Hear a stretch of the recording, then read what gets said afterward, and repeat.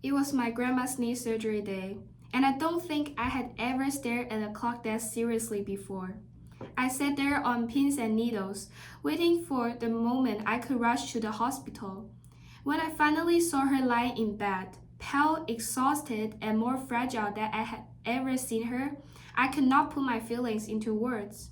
I just felt a heavy mix of worry and heartbreak settle in my chest. My grandma has always been an anchor in my life. As a highly educated woman, she is wise, generous, and full of humor. More importantly, she is strong in both body and spirit. Honestly, I could not imagine what my life would look like without her, especially that I was in my rebellious phase.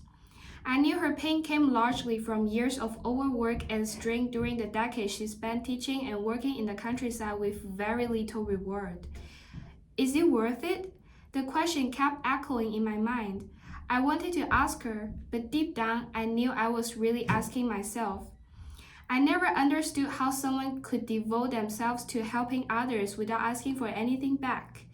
I respect heroes like my grandma, yet I never believed I could be like them. I was convinced I could never do something that benefited others but put myself at a disadvantage. For a long time, I believed life was all about money and fame, and I pushed myself hard toward those goals. But the harder I worked, the more I realized those ambitions did not truly inspire me. I still carried a deep sense of emptiness and confusion about my purpose and my own self-worth. After wrestling with all these thoughts, I gathered the courage to ask my grandma, "Is it worth it?"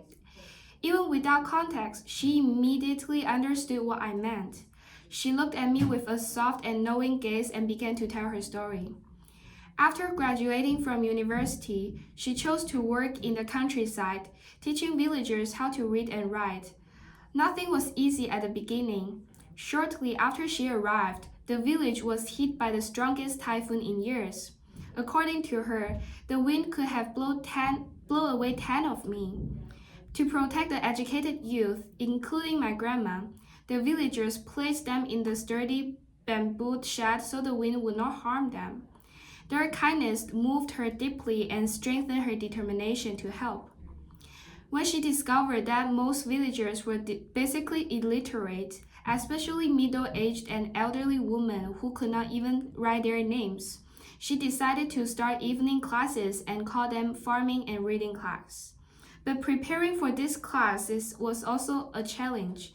Where would they hold them? After many visits and comparisons, she chose thatched shed as the classroom.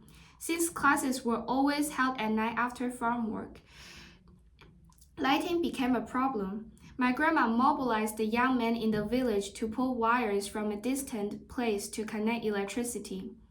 Gathering students was also difficult. Many villagers believed farming was the only thing that mattered, so literacy seemed useless. After a full day of labor, they were exhausted and unmotivated. None of this chatting stopped her. Even though she barely had enough money to support herself, she used her own saving to buy pencils and notebooks as rewards to encourage villagers to attend. Soon, more people began coming to her classes. My grandma also admitted she had moments where she wanted to give up.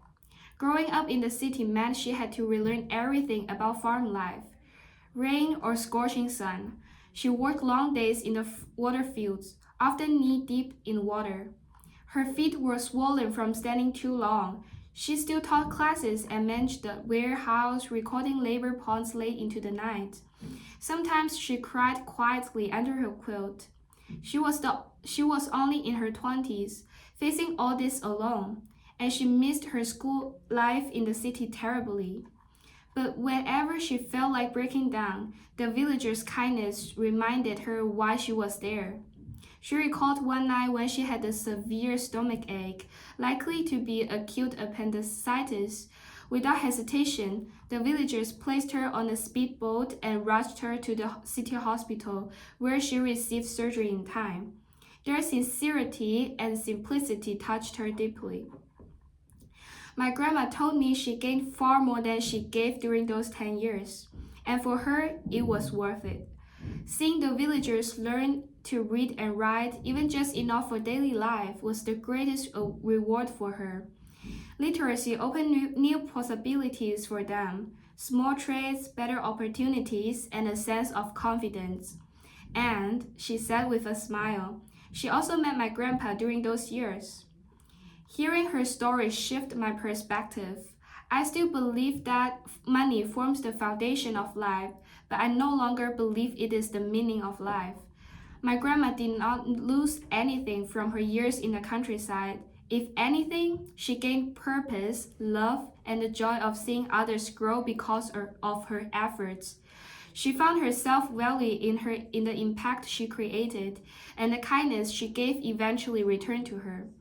I guess this is what our goals should look like too. Not just success for ourselves, but the courage to make life better for the others. This is my story. Thank you.